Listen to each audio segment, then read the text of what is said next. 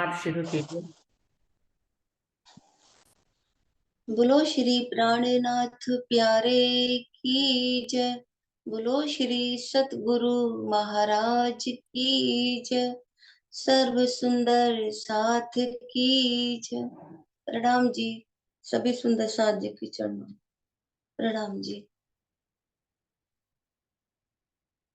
आँखा खोल तू आप अपनी, निरख धनी श्री धाम। लेखो सवास याद कर, लेखो सवास याद कर। बांध गोली प्रेम काम, आँखा खोल तू आप अपनी, निरख धनी श्री धाम।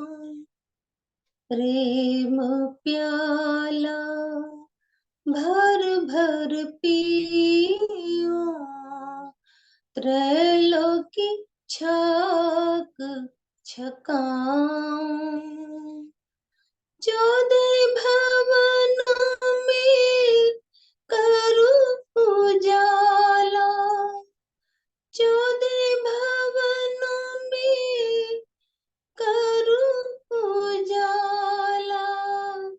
फोड़ ब्रह्मांड पीयूं पास जाऊं, फोड़ ब्रह्मांड पीयूं पास जाऊं।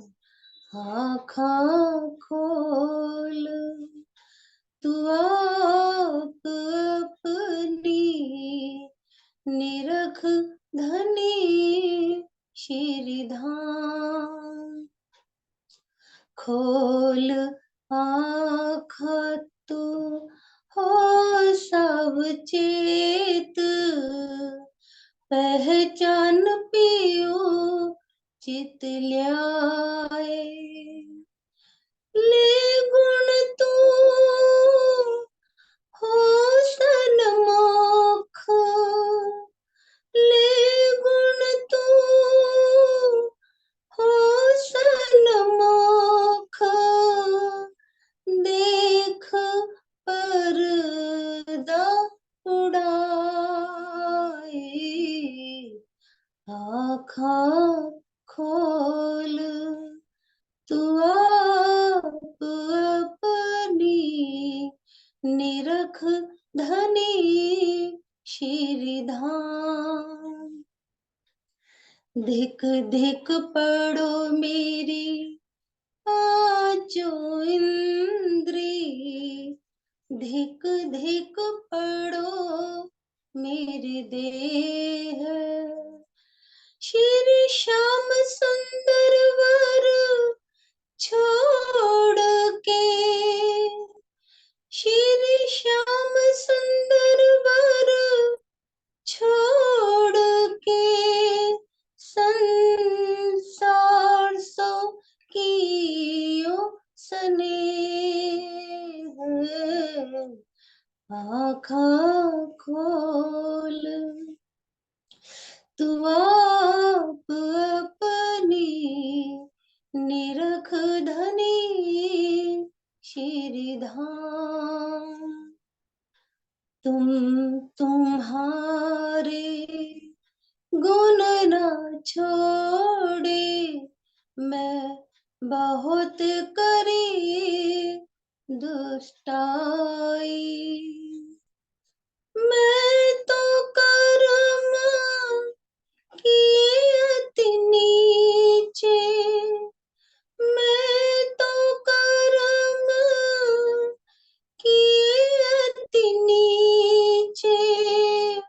पर तुम राखी मूल सगाई, पर तुम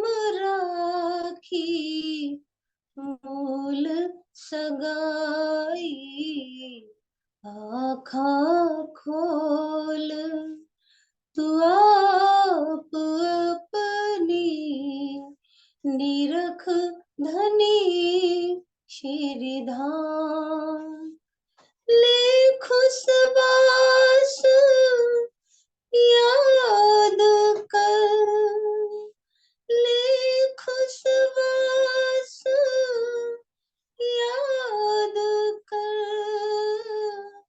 बांध गोली प्रेम का बांध गोली प्रेम काम आँखा खोल तू आप अपनी निरख धनी श्रीधाम निरख धनी श्रीधाम निरख धनी श्री धाम। बोलो श्री प्राणनाथ प्यारे की जय। बोलो श्री सतगुरु महाराज की जय। प्रणाम जी। सभी सुंदर साथ जी की चरण में प्रणाम जी। प्रणाम जी। धन्यवाद विजय दीदी। इंदु दीदी आप आ जाओ। प्रणाम जी, प्रणाम जी दीदी।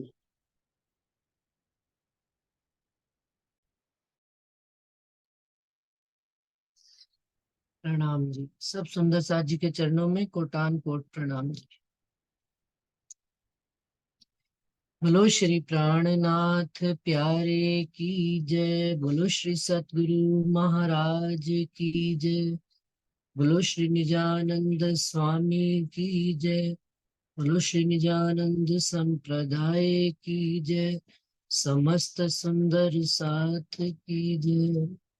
वंदो सतगुरु चरण को करूं सप्रेम प्रणाम। अशुभ हरण मंगल करन धनी श्री देव चंद्र जी।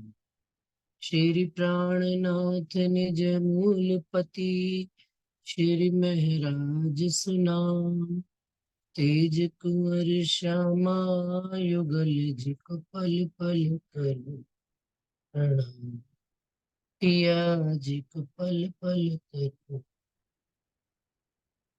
प्रथम लागू दो चरण को धनिये न छुड़ाइयो खिन। लाख तली लालड़ियां मेरे जीव के ही जीवन। इन पांव तले पड़ी रहूं धनी नजर खोलो बातों। पलना वालों निरखो नेत्रे मेरे जीव के ही जीवन।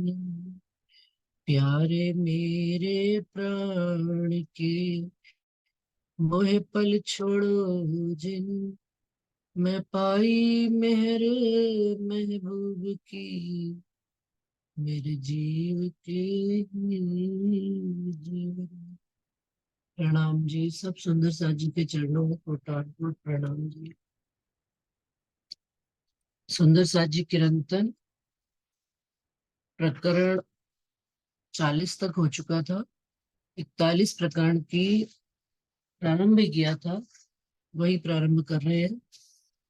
वालो विररस भीनो के प्रकरण के बाद जो प्रकरण शुरू हुआ था, करनी तुम्हारी मेरी मैं तौली जैसे सत असत हो धनी मेरे इति है तफावत।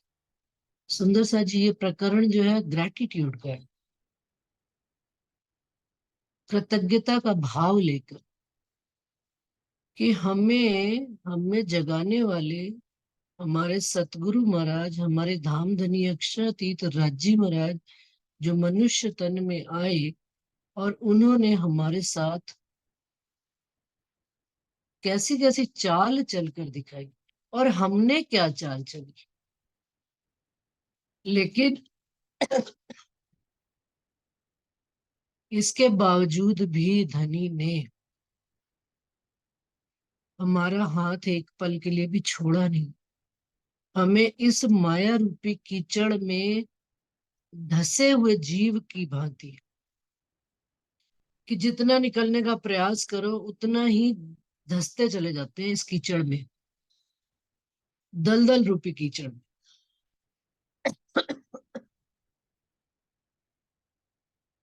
उस दलदल रूपी कीचड़ से धनी ने आप हमको हाथ देकर इस संसार से निकाला। तो आज ये प्रकरण जो हम पढ़ेंगे, कृतज्ञता धनी के प्रति, थैंक्स गिविंग, कि राज्य महाराज के प्रति एक शुक्राने वाला भाव लेकर पढ़ना है ये प्रकरण। और संसार में सुंदर सा जी, जब तक हम किसी के प्रति कृतज्ञ नहीं होते, थैंक्स नहीं होते, हमें परमात्मा की कृपा और मेहर का पता नहीं लगता। और किनके प्रति थैंकफुल होना है? संसार में एक दूसरे के प्रति नहीं, जो घर गृहस्थी परिवार है इनके प्रति तो हम रोज ही होते रहते हैं, कभी इसको कभी उसको। लेकिन इन सब के ऊपर मूल रूप से जिन्होंने हमको इस संसार से माया ब्रह्म का फर्क करना बताया, ईश्वर और जीव का फर्क करना बताया, फिर पार ब्रह्म राज्य महाराज और ईश्वर में फर्क करना बताया, फिर अपनी आत्म के धनी और संसार के प्रभु का फर्क करना बताया, उनके प्रति ग्रैटिट्यूड, उनके प्रति एक शुक्राना भाव ये प्रकरण प्रदर्शित करता है। इंद्रावती जी ने तो किया ही किया है, हमें भी करना है। और जब तक हमारे जीवन में शुक्राना भाव नहीं आता, हम सारी चीजों को एक्सेप्ट नहीं करते, तब तक अपने मन में भी शांति और आनंद की अनुभूति नहीं होती। अभी मैं कल किसी को सुन रही थी तो वो कहते हैं जीवन में लिविंग लीजेंड का होना आवश्यक है, साक्षात सतगुरु का होना आवश्यक है, समय का सतगुरु का होना आवश्यक है। क्यों? क्योंकि समय का सतगुरु और लिविंग लीजेंड मतलब सामने हमारे रहना, कि जिन रहस्यों तक मनुष्य, आम मनुष्य की पहुंच नहीं है, ये ऐसे वर्ड्स इस संसार में परमात्मा ने अपने कहे हैं, कोड वर्ड्स, और जिनको डी कोड करना हमें नहीं आता। जिस प्रकार से संसार में भी हम देखते हैं, हम किसी भी स्पेशलाइजेशन, किसी भी पढ़ाई का करते हैं, मान लीजिए आईटी सेक्टर में गए या अपना इसमें गए, कॉमर्स साइड में गए तो सीए बने, इसी तरह आर्ट्स में गए तो स्पेशलाइज किसी परफेक्ट सब्जेक्ट में एक हमने मास्टर्स करी, तो हमें केवल उन्हीं चीजों को डिकोड करना आता है जिसमें हमने स्पेशलाइजेशन किया होता है। अब जब हम अध्यात्म की ओर बढ़ते हैं, धर्म की ओर बढ़ते हैं, तो इस संसार में हमें एक सतगुरु की आवश्यकता पड़ती है। क्लास में टीचर होता है, जबकि देखिए कितनी लाइब्रेरियां हो जाए, कितनी भी कॉलेज हो जाए, कितने भी हम कह देते हैं कि हमने ऑनलाइन करके पढ़ लिया सब्जेक्ट, लेकिन इसके बावजूद भी कहते हैं कॉलेज में गए हुए बच्चे का और ऑनलाइन की पढ़ाई का जमीन आसमान का फर्क। जो बच्चा स्कूल कॉलेज में जाकर संगत में रह के सीखता है, वो घर में बैठा हुआ बच्चा केवल फोनों पे या किताबों में पढ़ पढ़ के उतना उसके अंदर प्रैक्टिकल व्यवहार नहीं आता है। इसी प्रकार से हमारे जीवन में जब तक साचे सतगुरु नहीं होंगे और वो हमको इस अध्यात्म के मार्ग पर वेद, कतेब, भागवत और ये धामधनी की मेहर से दी हुई अखंड वाणी, जो कोड में वर्ड्स कहेंगे, कोड में क्या मतलब कि बड़े इशारों में बातें कहेंगी, हर बात उन्होंने खुलासे में नहीं कही, रहस्यात्मक तरीके से बातें हमें कही गई है। अब उनको कोड को डी कोड करने के लिए हमें एक सच्चे सतगुरु की आवश्यकता होती है, और वो सतगुरु हमें उन रहस्यों से पार, रहस्यों को खोलते हुए बड़े प्यार से, सहजता से, हमारे जीव को भी संभालते हुए, हमारी आत्म का संबंध जोड़ते हुए हमें धनी के साथ, धनी की ओर उन्मुख करते हैं, और एक एक करके हमको डी कोड करते चले जाते, एक एक रहस्य को। और एक वक्त ऐसा आता है कि वो धनी हमको अपने समान बनाकर इन वचनों से जोड़कर हमें भी डी कोड की कला सिखा देते हैं। और इन वचनों में जो रहस्य छिपे हुए, इन वचनों में जो धनी के संदेशे छिपे हुए, इन वचनों में जो धनी की कुछ बातें छिपी हुई, वो जैसे जैसे हमें डी कोड करनी आती चली जाती है सुंदर सा जी, हमारे अंदर शांति और आनंद की सुखद अनुभूति होनी प्रारंभ हो जाती है कि धनी हमारे अंग संग है, धनी हमारे प्राण है, धनी हमारे प्राणों के नाथ, प्राणनाथ केवल कहने के लिए नहीं है, वो शब्दों में नहीं है, वो हमारी सांसों में बसे हुए हैं। ये सारा मार्ग हमने सच्चे सतगुरु की कृपा से और मेहर से ही प्राप्त किया। वो कहते हैं हमें अब और किसी की जरूरत नहीं है, क्योंकि तूने, हमें अब राहों की जरूरत नहीं है, क्योंकि तेरे पैरों के निशान ही काफी है जिन पर हम चलकर धनी का मार्ग पा लेंगे। तो सुंदर सा जी इसी संदर्भ में अब ये प्रकरण प्रारंभ करते हैं कि करनी तुम्हारी मेरी मैं तौली, जैसे सत्य असत ओ धनी मेरे एती है तफावत। आपकी चाल में और मेरी चाल में इतना फर्क है जैसे सत्य और झूठ। सत्य सदा अखंड चेतनमय और आनंदमय, और झूठ नाशवान दुखमय। और इसमें भी कोई दो राय नहीं है सुंदर साहब जी। हम संसार के जीवों में जीव बनकर जी रहे थे, हम झूठ का ही स्वरूप थे, लेकिन धनी ने सत्य का हाथ देकर हमें भी सत्य का स्वरूप बना दिया। ये फर्क हमने देखा। क्या थी मैं क्या बनी हूं, ये बात मैं ना भूलूं, और तूने मुझे बनाया औकात में न भूल। कि मेरी क्या औकात होती थी, मैं सारे जीवों में गूलर के एक फल के अनेकों कीड़ों में से एक कीड़ा थी, लेकिन आपने उस वृक्ष में से मुझे उस फूल फल में से तोड़कर निकाल कर मेरा चुनाव कर कर मुझे मेरी सही गति प्रदान की। ये मैंने तफावत देखी तौल कर। पिया ऐसी निपट में क्यों भई, कठिन कठोर अति ढीठ, श्री धाम धनी पहचान के फिर देत में पीठ। क्या कि धनी में ऐसी ऐसी मैं कठिन क्यों हुई, कैसी मैं कठोर जीव क्यों होगी, मेरा हृदय कितना सखत हो गया कि मैं इतनी ढीठता मेरे अंदर आ गई, जिद बना मेरे अंदर आ गया कि आप देखो मैं क्यों ना देखूं। और फिर तुमको पहचान, धाम धनी पहचान के, कि बार बार मुझे समझ में आती है कि जो मेरे सामने मेरे सतगुरु स्वरूप बैठे हैं वही मेरे धामधनी है, लेकिन मैं उनको पहचान कर भी बार बार मैं उनको पीठ दे रही हूँ और कह रही हूँ। और ये हमारी सुंदरता जी सबसे बड़ी हंसी है कि हम सामने वाले साक्षात स्वरूप की बात नहीं सुनते हैं और अप्रत्यक्ष परोक्ष रूप से धनी को देखना चाहते हैं, और उनकी बातों को हम, जिनको नहीं देखा उनको परमात्मा मान रहे हैं, और जो धनी जो सामने बैठे हैं और उनके मुख के वचनों के प्रति हमारा समर्पण उतना नहीं है। तो ये हंसी का ही तो विषय है। और ये सुंदर सा जी मैं नहीं कहती, मैंने आजकल एक काम शुरू किया है नया करना, कि अब मैं अपने धर्म के प्रचारकों को नहीं सुनती, मतलब फोन पर नहीं सुनती। ऐसे कोई रज्जी की मेहर से, रज्जी ने ही जो उपजाया होगा वही कर रही हूँ। पन्ना जी से आई तो मेरे हृदय में ये बात उपजी, तो मैंने कि फोन में भाई हमारी वाणी की बातें तो सब सुंदर साथ भी करते हैं, सारी क्लासेस में भी चलती हैं, और प्लस एक चीज और भी होती है क्या कि हम श्रेष्ठ साबित करने के लिए अपने को दूसरे से नित नए भेद, नित नई वो बातें जिनका कोई सार रूप नहीं है, मतलब कि मैंने एक नया वो खोला। वाणी अपने आप में ही इतनी प्रमाणित चीज है कि इसके अंदर हम ज्यादा तोड़ मरोड़ ना करें, लेकिन इसके रहस्य को समझें। तो मैंने मतलब रज्जी की मेहर से जो संसार के उच्च अवस्था को प्राप्त साधु संत है उनका सुनना प्रारंभ किया। तो सुंदरदास जी हैरान होंगे हम, ये जितने वचन हैं मैंने उन्हीं में से सुने हुए आपको सुनाए हैं भी, कि एक ही बात कहते हैं भागवत के पढ़ने वाले और जो अच्छे अच्छे ज्ञानी साधु संत जन, कि हु आई एम, मैं कौन हूं।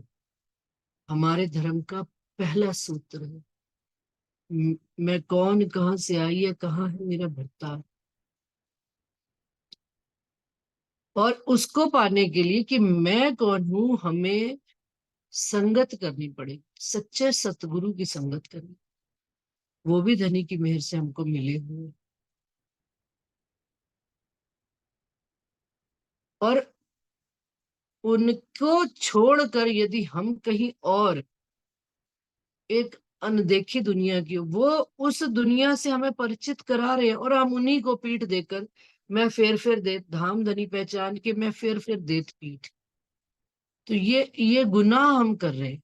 इंद्रावती जी ने तो नहीं किया, लेकिन उन्होंने, उनको हमारी नब्ज पता थी, उन्होंने हमारी प्रकृति को जानकर ये बात करी, और उन्होंने तो अपनी गलतियों को हाथों हाथ सुधारा भी है। अब वक्त हमारा है, हमें सुधरना, हमें किसी और को नहीं सुधारना, स्वयं को। आज दीपावली के उत्सव में हम सब सुंदर साजी देखिए, घरों में, दीवारों में, बाहर में, बाजारों में, चारों तरफ रोशनी ही रोशनी है, प्रकाश ही प्रकाश है। रात्रि को 12 बजे भी निकल जाओ तो कहीं पर अंधकार का प्रश्न ही नहीं होता। हमारे अंदर ये प्रकाश कब जागृत हो? ये धनी के वचन जो है, ये रोशनी है। और ये रोशनी जब हमारे अंदर आएगी तो हमारे अंदर भी प्रकाश, जो हम अंधेरे रूपी जीव, जो अंधेरा का ही अपना वो समझता है, वो जीव जब प्रकाश में नहाएगा, धनी के नूर रूपी प्रकाश में नहाएगा, तो हम भी उसके जैसे ही हो जाएंगे। तो ये वचन जब हमारे अंदर, हमारा तो नित्य दिवाली होनी चाहिए और नित्य ही प्रकाश। क्यों? क्योंकि धनी का प्रकाश हमारे अंदर जब उतरना प्रारंभ हो जाता है तो रोज ही दिवाली है। बाहर की दीवारों, घरों को झाड़ना पोछना, एक समय ऐसा होता था, सुंदर सा जी अपने ही घर का प्रसंग सुनाती हूँ, कि साल भर में दिवाली के पहले 15 दिन पहले से ही सब झाड़ा पोछी, सब चीजें निकालनी, सफाई करनी, धोने रगड़ने, बीमार भी हो जाना, लेकिन सब काम करने। और माता जी हमारी करवाया करती थी हमसे। लेकिन धीरे धीरे जीवन काल में जब अपने हाथ में घर गृहस्थी आई और राज्य की मेहर से राज्य से भी जुड़ने लगी और राज्य की बात भी समझ में आने लगी, तो एक बात ये समझ में कि भाई साल भर बाद सफाई क्यों करनी? साल भर पहले कचरा इकट्ठा होने दे, तब सफाई करें, बारीक सफाई, कचरा इकट्ठा ही नहीं करना। जो थोड़ा रसोई में भी, जैसे क्या करते लोग, डब्बे भी निकालेंगे, सारी रसोई एक दिन साफ नहीं, भाई डब्बे भी रोज साफ हो रहे हैं, रसोई में कागज पत्तर भी रोज पोछे जा रहे हैं, निकाले जा रहे हैं, सब किचन साफ की जा रही है। घर गृहस्थी में भी जो ड्राइंग रूम है, दूसरे कमरे भी हैं, साथ ही साथ जाले, पर्दे, 2 महीने 3 महीने में धुलाई, सफाई करी, गंदगी होने ही नहीं देनी, बढ़ने ही नहीं देनी। इस तरह से अपनी आत्म में लगे हुए जो हमने धूल मिट्टी के कण हैं, कभी भी इनको रुकने नहीं देना, इनको साथ साथ पोंछते चलना, साथ साथ सफाई करते चलना, इतना जमावड़ा होने ही नहीं देना कि उसको निकालने के लिए हमें एक मुद्दत मेहनत करनी पड़े लगातार। नहीं, और यदि हम उसको रूटीन में अपनी लाइफ में शामिल कर लें उस चीज को, तो देखिए सुंदर साथ जी, हमको फिर कभी परेशान होना ही नहीं पड़ेगा। क्यों? क्योंकि वो ज्ञान, वो अंधकार रूपी जो ये संसार है, इसमें जब ज्ञान रूपी प्रकाश धीरे धीरे हमारी आत्म के ऊपर आने लग पड़ेगा, आत्म सदा जगमग करेगी धनी के लाड में, प्यार में और उनके इश्क में और उनके विरह में। इंद्रावती जी क्या कह रही है? श्री धाम धनी पहचान के, मैं फिर देत में पीड़। हमने ऐसे धनी को पीट दी है कि सदगुरु महाराज के सामने होते हुए भी उनके मुख के वचनों को सुनते बार बार हम उन्हीं को पीट देते चले जा रहे। अंदर पर्दा उड़ाइया तो भी न बदलिया हाल, नकस न मिट्यो मुंह मूल को, ताथे नजरो न नूर जमा। कि अंदर पर्दा उड़ भी गया, जो भ्रम रूपी पर्दा है, जो हमारे अंदर के संशय हैं, वो धनी ने सारे मिटा दिए, संसार के भी मिटा दिए हैं और वेद कतेब धर्मों के भी सारे मिटा दिए, कि धामधनी अक्षरातीत ही एक राज्य महाराज है। इस बात में कोई संशय नहीं रह गया। ईमान पूरा आ गया, फिर भी ना बदला है। परंतु क्या कारण है कि मन में बदलाव नहीं आ रहा, अंतःकरण में बदलाव नहीं आ रहा। इंद्रावती जी कह रहे हैं, नकस न मिट्यो मोह मूल को, ताथे नजरो न मूल जमो। और जो नक्श, जो दाग पड़ गया है मोह मूल का, कौन सा, कि इस संसार में मोह का जो दाग पड़ गया, मोह का जो आवरण, मोह ऐसा चिपटा पड़ा है कि उसके कारण से हमारी नजरों में धामधनी का स्वरूप, सूरत आती ही नहीं। हम चाहे भी ना, हम कह देते हैं हमारा मोह खत्म हो गया, हमारा मोह, लेकिन फिर देखते हैं तो मोह कहीं ना कहीं लगा ही पड़ा है। इन इंद्रियन की क्या कहूं, ये तो अवगुण की ही काया, इनसे देखो क्यों साहिब, यही भई आड़ी माया। अब कहते हैं बाहर की माया नहीं, अब अपने अंतःकरण की माया, अपनी गुणन इंद्रियों की माया, कि जब देखती हूँ तो क्या है कि ये पांच तत्व का शरीर तो अवगुणों की काया ही है,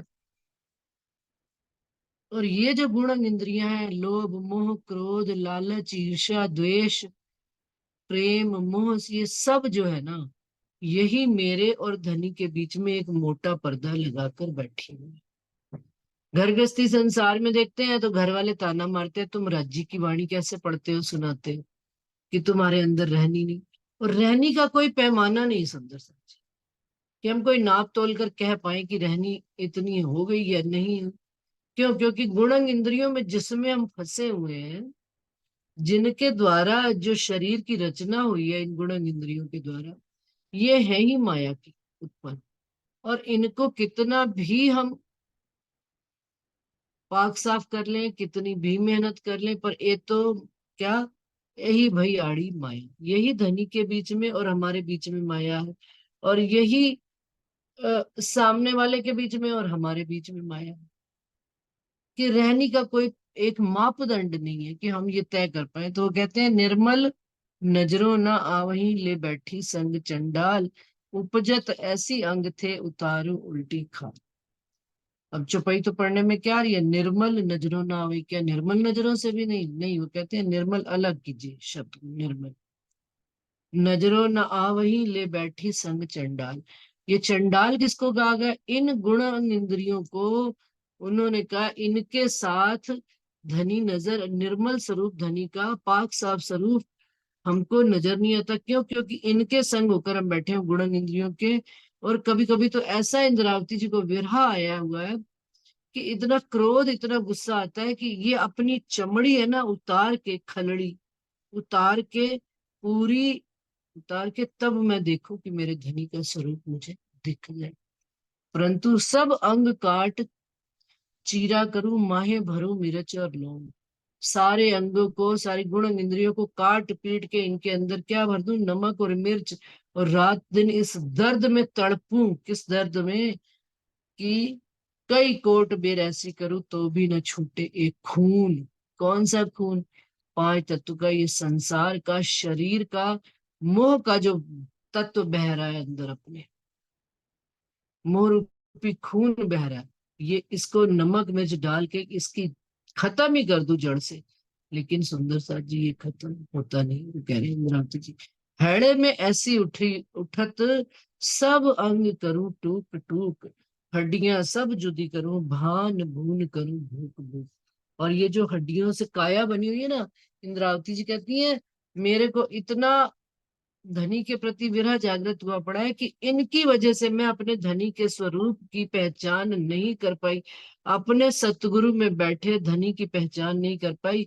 ये हड्डियों को तोड़ ताड़ कर और भान और कूट काट कर, वो कहती है आग में डाल दो, और भूख भूख करके जले, और टूक टूक करके इनको तोड़ दूं, लेकिन तो भी मेरे जो अवगुण है मेरे शरीर से निकलने वाले नहीं है। मोहम्मद साहब का बहुत बार किस्सा सुनाया हुआ सुंदर सा जी, कि उनको, मोहम्मद साहब को इल्हाम हुआ कि तू अपनी सबसे प्यारी चीज का आज कुर्बानी कर दे। तो उन्होंने चारों तरफ देखा, अपने घर गृहस्थी संसार में तो उनको लगा कि मुझे अपना बेटा बड़ा प्यारा है, कि मैं इसके मोह में जो है ना परमात्मा की तरफ नहीं लग पाता। तो वो अपने बेटे को टेकरी पर ले गए कुर्बानी देने के लिए, क्योंकि अल्लाह ताला ने उनसे कुर्बानी मांगी थी। उन्होंने कहा तू अपनी सबसे प्यारी चीज की कुर्बानी दे। तो पुत्र को ले गए, जैसे ही उस पर तलवार मारने लगे तो अल्लाह ताला ने रोक दिया कि जा तू परीक्षा में सफल हुआ, घर जा और देख तुझे क्या कुर्बानी करनी। बच्चे को लेकर वो घर आ गए। घर आए तो घर के बाहर ही बकरी बंधी पड़ी थी। मैं कर रही थी एकदम से डी कोड पर, जो कोड लैंग्वेज में बात करते हैं ना परमात्मा हमसे, अल्लाह ताला, धाम धनी, राज्जी महाराज, सतगुरु महाराज, वो जब डी कोड होनी शुरू हो जाए बातें, तो समझना कि मैंने धनी की तरफ एक कदम बढ़ा दिया। अब वो क्या हुआ कि जैसे ही उन्होंने बकरी की आवाज सुनी, उनके दिल में आया कि अरे ये मैं खुद ही। उन्होंने उस बकरी को लेकर काटना शुरू कर दिया, सुंदर सा जी। और उसके कहते हैं बकरे को काटते काटते काटते काटते उसके अंतिम टुकड़े में से भी क्या आवाज निकल रही, मैं। तो ये तो किस्से के रूप में लिखा हुआ है कुरान में। अब ये हमने जब पढ़ा, अब हमने भी इसको डिकोड किया। क्या डिकोड किया? सतगुरु महाराज ने डिकोड करके बताया कि ये जो मैं खुदी है ना, हमारी मैं खुदी, ये जीवन में कभी खत्म होने वाली। इंद्रावती जी ने बताया कि देखो, भान भून टूक टाक करके आग में भी जला दूं ना, तो भी ये अहंकार रूपी जो मोह का पर्दा है हमारा धनी के बीच में और हमारे बीच में, ये कहीं ना कहीं रह जाता है। इस कारण से ताथे नजरों न आवे नूर जमाल, मैं होत शर्मिंदी साथ में एक क्यों ए न जावे दुख। मैं सुंदर साथ में बड़ी शर्मिंदी होती हूँ, इंद्रावती जी कहती हूँ कि ये दुख जाता ही नहीं है। और जब जाग बैठूं आगे धनी, तब क्यों देखूं सन्मुख। और धनी के सन्मुख जिस दिन मैं होकर बैठूंगी, तो मैं धनी से नजर कैसे मिलाऊंगी कि मैं धनी सारी दुनिया को देखती रही, केवल आप ही को नहीं देखा, आपके स्वरूप की पहचान नहीं, तो मैं धनी आपसे कैसे नजर मिला। आंखा क्यों उठाऊंगी मुझे मारेगी बड़ी शर्म, ऐसी कबू किन ना करी सो मैं किए चंडाल कर्म।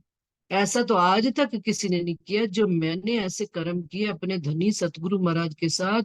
आंखा क्यों उठाऊंगी, मैं ये आंखें कैसे उठाऊंगी, और मुझे मारेगी बड़ी शर्म। मैं शर्मसार होकर अपने ही शर्म रूपी पानी में बह जाऊंगी धनी, कि मैं आपसे कैसे नजर मिलाकर आपको कह पाऊंगी कि धनी आप तो मेरे सन्मुख मेरे सामने आए थे। मुझे बार बार झंझोड़ झंझोड़ कर आपने मुझे वो वचन सुनाए थे, लेकिन मैंने इन वचनों की परवाह नहीं, मैंने उन वचनों को नहीं सुना, ना अपने ऊपर उतारा। और सुंदर सा जी, ये वाला जो अब दिन चलने शुरू हो गए ना, हमारे हादी सतगुरु सरकार श्री जी के दिन शुरू हुए। उन्होंने इन्हीं दिनों में अपने शरीर का त्याग किया था, अंतर ध्यान दिवस के दिन। इन दिनों में ऐसा ऐसा महसूस होता है कि जैसे सतगुरु महाराज साक्षात आके खड़े हैं हमारे सामने, और हमसे अपनी क्या गुरु दक्षिणा भी उन्होंने क्या लेनी हमसे, वो क्या हम उनको क्या दे पाएंगे। लेकिन अभी 12 से 15 तक फिर रतनपुरी में भी प्रोग्राम होगा, जयपुर में भी प्रोग्राम होगा, सुंदर साथ वाणी भी गाएंगे, उनको वचनों को याद भी करेंगे। लेकिन पता नहीं जैसे जैसे ये मौसम बदलता है, तो उनकी याद, उनके कहे वचन, उनका स्वरूप नजरों में ऐसे साक्षात आने लग जाता है, सामने साक्षात ही आ जाता है कि धनी आप एक पल के लिए भी हमसे जुदा नहीं हो।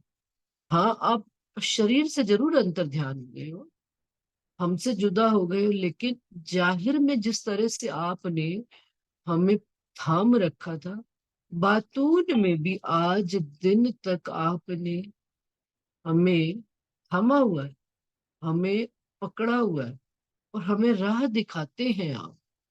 ये अनुभव की बात है सुंदर सा जी, किसी से सुनी हुई, किसी से कही हुई बात नहीं है, अपने अंदर अनुभव करते हैं इस बात का। लेकिन हमने उनको क्या दिया, जब इस बात को देखते हैं तौल मोल कर, तो बस फिर शर्मिंदा हो जाए, फिर शर्मसार हो जाए, फिर उनसे नजर मिलाने की स्थिति नहीं हो पाती। कि कितनी जगह ही हमारी मैं खुद ही आड़े आ जाती, हम आपकी तरह क्यों ना बन पाए। आपकी राहों पर चलने में हमारी अपनी ही मैं खुद ही आड़े आती है, कोई और तो हमको क्या रोके। तो इस कारण से अपने ही गुण इंद्रियों को फिटकारने की भी अवस्था। रोम रोम कई कोट गुण, ऐसी मैं गुनेगार, ये तो कहे मैं गिनती मिने पर गुने को नहीं शुमार। हमारे रोम रोम में अनेक अवगुण है। घर गृहस्थी वाले कहते हैं गलत बात नहीं है, लेकिन ये अपनी आत्म भी मेरी इस बात को आज स्वीकार करती है धनी, कि मेरे अंदर करोड़ अवगुण है, और मैंने आपके साथ किए हैं वो जितने अवगुण थे सारे। जैसे मैं अपने घर में बच्चों को भी कहती हूँ, मैं अपने घर में भी कहती हूँ, बाहर जाकर हम कितना मीठा बोलते हैं, कितना अच्छा बोलते हैं। या चलिए क्लास ही चल रही है, जूम क्लास में मैं कितनी अच्छी बात कर रही हूँ, लेकिन जैसे ही हम घर गृहस्थी संसार में पति के साथ, सास के साथ, ससुर के साथ या बच्चों के साथ बोलते हैं, कितना तीखे होके बोलते हैं। तो जो अपने हैं उनसे बुरा करते हैं और बाहर वालों के साथ अच्छा व्यवहार, तो ये तो धनी ने नहीं सिखाया। धनी ने तो कहा कि पहले घर में अच्छे बनो और बाहर जाकर बाद में अच्छे। लेकिन हमने क्या आवरण पहन रखे। तो आवश्यकता क्या है कि हमको चैरिटी बिगिंस एट होम, हमें अपने घर से ही रहनी प्रारंभ करनी है। कोशिश करते हैं, फिर बार बार कोशिश करते हैं, फिर हार जाते हैं। तो कहते हैं रोम रोम कई, जेते कहे मैं अवगुण तेते हर रोम दाग, सो हर दाग आत्म को लगे तब मैं बैठूं जा। कहते हैं मैंने जितने भी अवगुण कहे हैं, दिल करता है उनको भी हर रोम में मैं ना अपने दाग लगा दूं, भाई गरम गरम सलाखें लगा के उस पे बनाऊं, ताकि हर दम मेरी आत्मा में ये दर्द बना रहे और मेरी आत्मा जागृत होकर धनी आपके चरणों में बैठ जाए उठकर। बस अब यही इच्छा, और कोई इच्छा ही नहीं, कोई और तमन्ना नहीं, कोई और चाहत नहीं, कि धनी अब बस अपने चरण कमल में, मूल स्वरूप में, मूल चरण कमल में अब आप मुझे उठा लो। सदगुरु महाराज आपने भी बहुत दिया, सबका शुक्राना, लेकिन अब इस संसार में भी हिम्मत हार, बस अब उठा लो अपने चरणों में। रोम रोम जाको गिनती मैं अपने, सोई देखे दुश्मन, देखे दिखाए तो भी न छूटे कोई ऐसी आज्ञा बल्कि। कहते हैं जिन गुण इंद्रियों को मैं जानती थी, समझती थी कि ये मेरे काम आएंगे धनी के, उनको मैं सबको अपना दुश्मन देख रही हूँ। कि किसी ने भी मेरा वक्त रहने पर सहायता ना करी, किसी ने भी मेरे सहयोग ना किया, मेरे धनी के जाते मुझे जगाया नहीं, देखे दिखाए तो भी ना छूटे। और जानकर देख रहे हैं, समझ रहे हैं कि ये गुण इंद्रिय, लेकिन फिर इनके ही वश में हो जाते हैं। कोई ऐसी आज्ञा बल कुन, धनी कोई आपने ऐसा कोई खेल बनाया है कि इस खेल से हम निकल ही नहीं। कल हम वाणी मंथन कर रहे थे, तो बड़ी अच्छी बात कही कि सुंदर साथ ने, क्या लगे राज्य महाराज भी जो है ना, बड़ा उन्होंने खेल में बड़े चतुराई से उन्होंने उलझने डाली हुई है, बड़ी गहरी गहराइयां डाली हुई है। जितना उतरते चलते हैं आनंद भी आता है, परंतु और उलझते ही जाते हैं। क्यों? क्योंकि आशिकी ऐसी उलझन है जो सुलझा ही नहीं देती। इसमें जितना आप उतरोगे उतना रस भी पाओगे, उतना कभी करार नहीं मिलने वाला। सुंदर सा जी, इसमें तो बेकरारी बढ़ती चली जाती है। और बेकरारी किसके लिए? मार्ग पर चलते चलते धनी के स्वरूप तक जुड़ने की बेकरारी। रोम रोम सूली चढ़ूं, सब अंग निकसे फूट, ऐसी करूं जो आपसे तो भी अवगुण एक न छूट। कहते हैं कितना भी मैं अपने अंगों को सूली पर चढ़ा लूं, अपने सब अंगों को फोड़ डालूं, तो भी अवगुण एक न छूट, एक भी अवगुण मेरा